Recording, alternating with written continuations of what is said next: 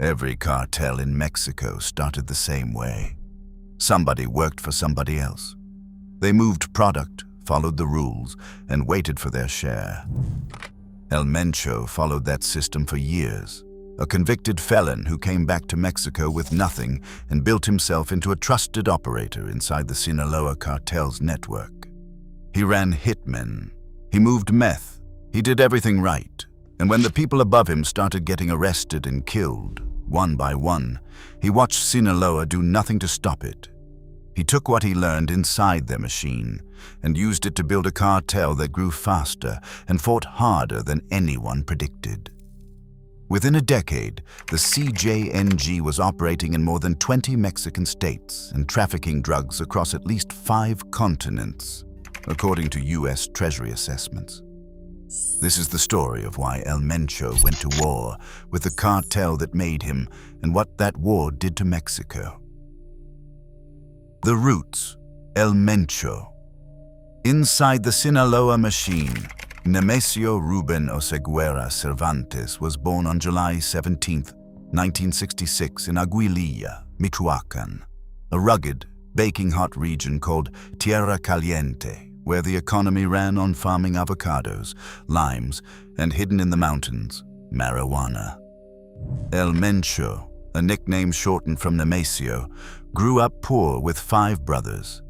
He dropped out after 5th grade to work the fields, and by 14 he was guarding marijuana plantations. That was the reality of rural Michoacán in the 1970s.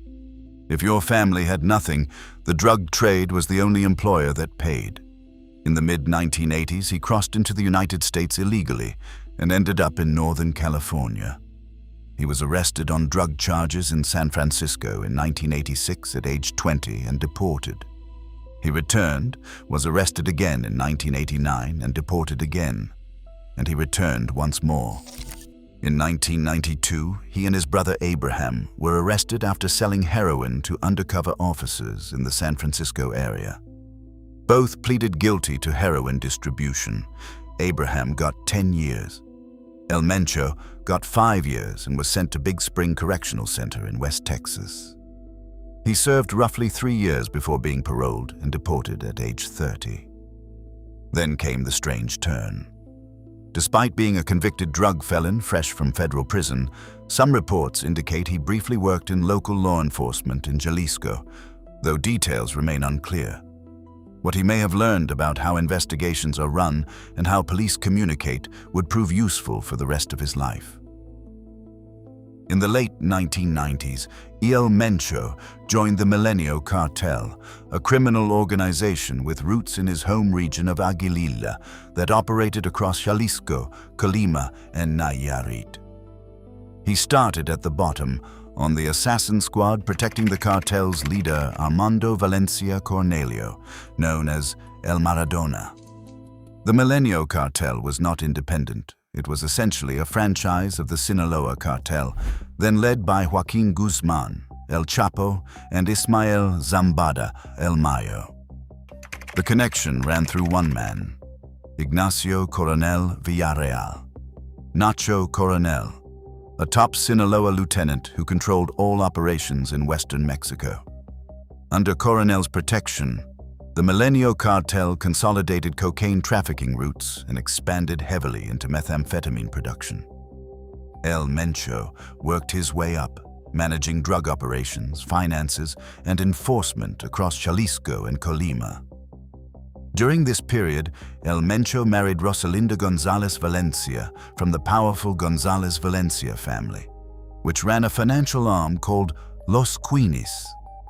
This marriage brought massive financial infrastructure, money laundering networks, real estate, commercial businesses, and connections stretching into Europe and Asia. Los Queenies would become the financial engine powering the rise of the CJNG. In the early 2000s, El Mencho was just another operator inside the Sinaloa machine.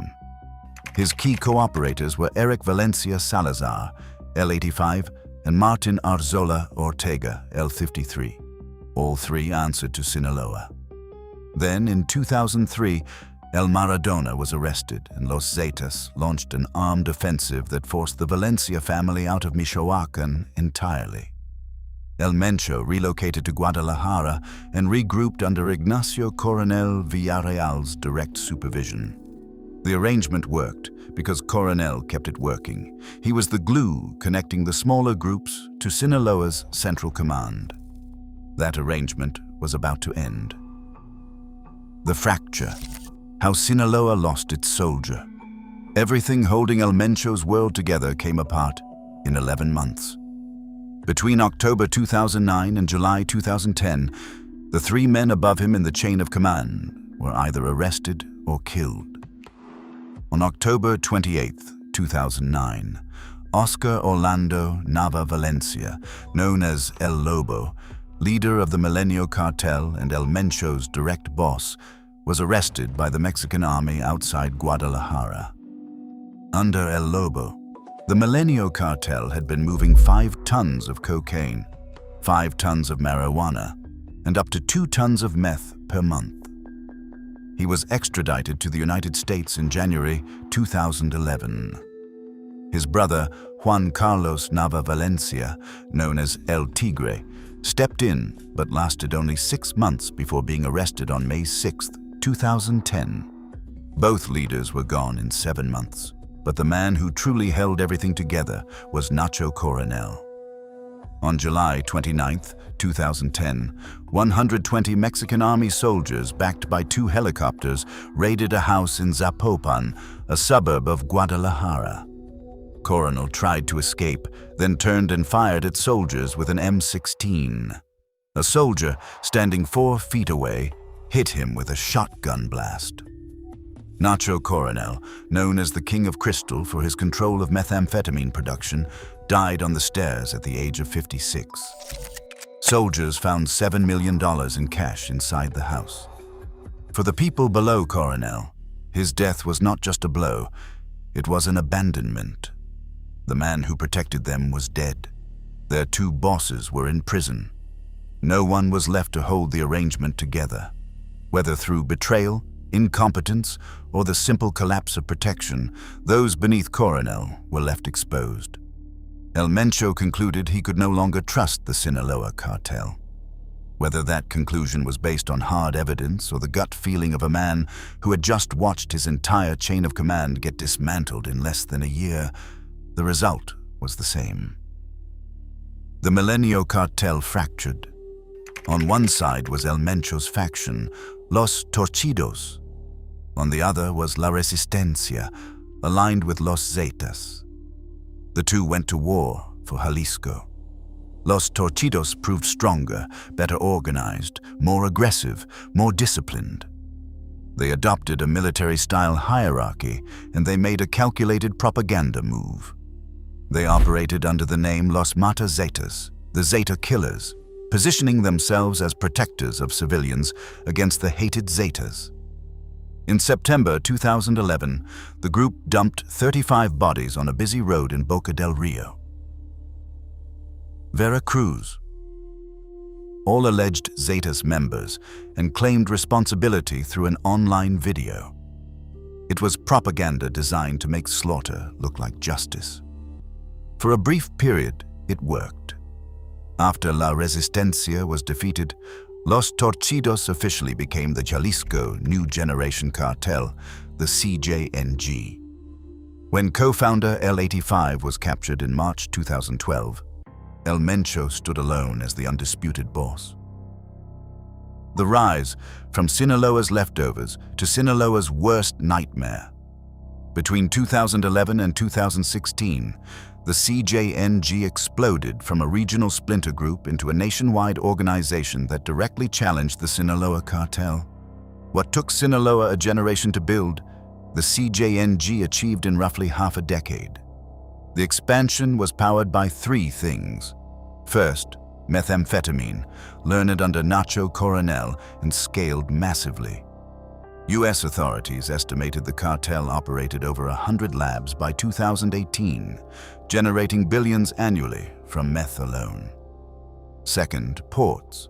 the CJNG seized control of Manzanillo in Colima and Lázaro Cárdenas in Michoacán, where precursor chemicals arrived from China and India. Whoever controlled those ports controlled the supply chain at its source. Third, money, Los Quines laundered profits through real estate, businesses, and international investments. Even after El Mencho's brother-in-law, Abigail González Valencia, was arrested in 2015 and both organizations were sanctioned under the Kingpin Act, the financial networks kept operating. The violence was staggering.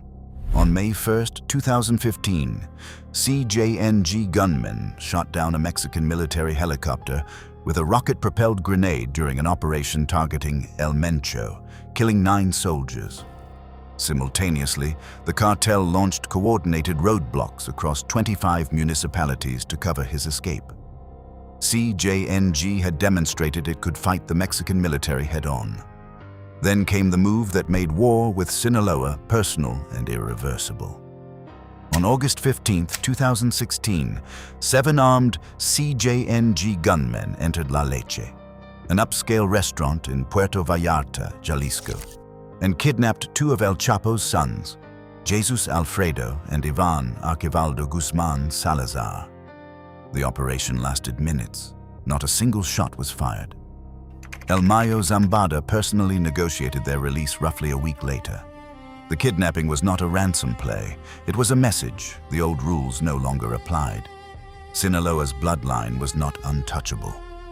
CJNG was an equal, and it was coming for everything. The war zones. The war was never one fight. It was a dozen different fights across Mexico, each over something specific. In Baja California, the CJNG moved into Tijuana around 2016, allying with remnants of the Arellano Felix organization to challenge Sinaloa's control of the San Isidro border crossing, the busiest in the Western Hemisphere. Tijuana saw roughly 2,200 murders in 2022. In Zacatecas, homicides rose 52% in a single year as the CJNG pushed into the fentanyl corridor, connecting production zones to the border. In Colima, both cartels fought over the port of Manzanillo and its critical flow of precursor chemicals. In Chiapas, they battled over migrant smuggling routes, a new front driven not by drugs but by people.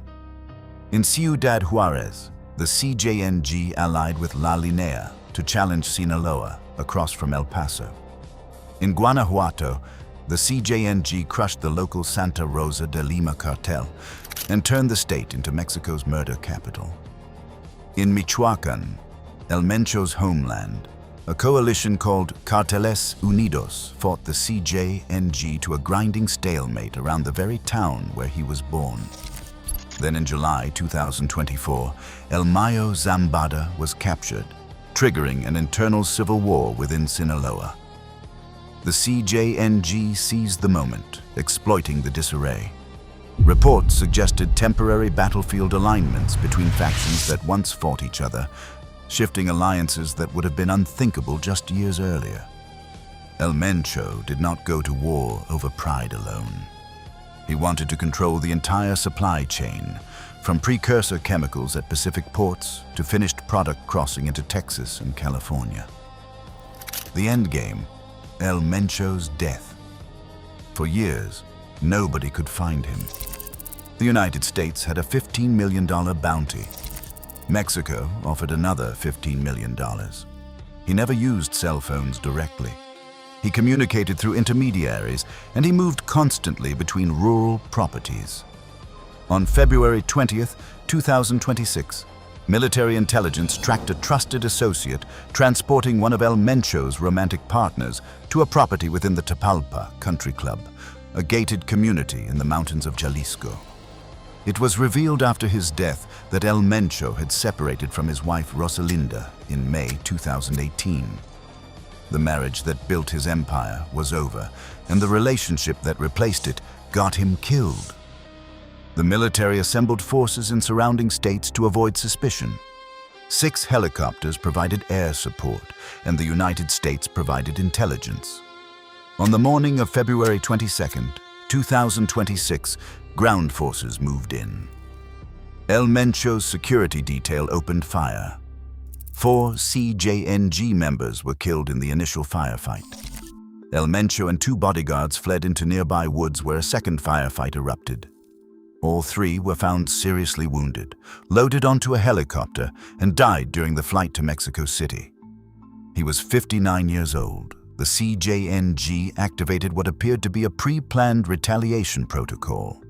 Mexican authorities reported roadblocks across multiple states. Vehicles, businesses, and gas stations were torched in Jalisco and beyond. Jalisco's governor activated a state of emergency. A senior CJNG figure known as El Tuli offered bounties for soldiers killed, before being tracked down and killed himself that same day. Dozens of security personnel were killed in retaliatory attacks over the following days. Flights were temporarily disrupted to Guadalajara and Puerto Vallarta. The United States State Department warned Americans to shelter in place. Security forces were deployed nationwide. El Mencho's death created a power vacuum unlike anything since El Chapo's arrest, and worse. Security analysts warned that unlike Sinaloa's historically layered leadership structure, the CJNG had operated as a more centralized hierarchy under El Mencho, making succession far more uncertain.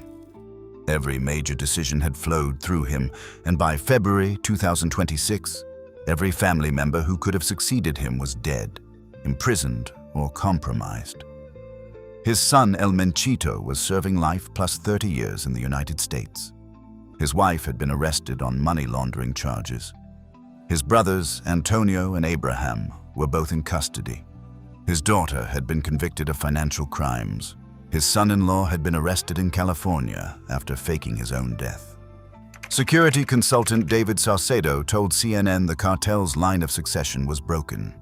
El Mencho's stepson El Pelon was the closest family member to a leadership position but lacked influence among commanders. 4 CJNG figures were identified as likely vying for control, but whether the organization stays together or fractures will determine Mexico's violence for years to come.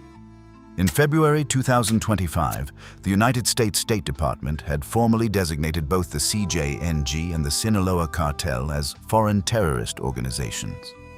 Guadalajara, the CJNG's home base, was scheduled to host 2026 FIFA World Cup matches just 4 months after the city had been on fire.